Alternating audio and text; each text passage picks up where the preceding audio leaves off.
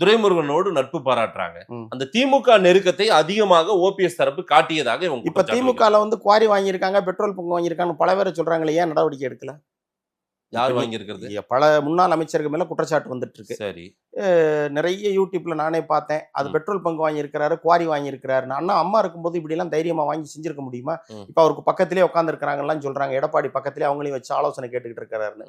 ஏன் அவங்க மேல நடவடிக்கை எடுக்கல? திமுகவோட நெருக்கமா கேட்கறது நியாயம் தான். நீங்க பண்ணதெல்லாம் பாருங்க, இத்தனை தவறு பண்ணிருக்கீங்க, இத்தனை பேரை போய் சந்திச்சிருக்கீங்க. நீங்க திமுக எங்களைத்தான் இந்த குற்றச்சாட்டுக்காக நீக்கிட்டீங்கன்னு சொல்றீங்க. இந்த தப்பு பண்ணாரு, இப்படி நெருக்கம் காட்டினாரு. நாங்க என்னமோ திமுகவோட நெருக்கமா இருந்த மாதிரி சொல்றீங்க. மோடி பாரத பிரதமருடைய மோடி படத்தை போட்டோம்னா ஒரு அரசு நிகழ்ச்சி, அரசு விழாவில் அல்லது கூட்டணி கட்சி தேர்தலில் வந்து ஒரு கூட்டணி கட்சி தலைவர்களுடைய படங்களை போடுவது நடைமுறை. அதுல வந்து எங்களுக்கு ஒன்றும் மாற்று கருத்து இல்லை. நீங்க வந்து ஓப்பனா திமுகவோட நெருக்கம் பாராட்டி காரியங்கள் சாதிச்சுக்கிட்டு விஷயங்களை பண்ணிக்கிட்டு இருக்கிறீங்களே, இப்ப ஏன் அவங்க மேல நடவடிக்கை எடுக்கல?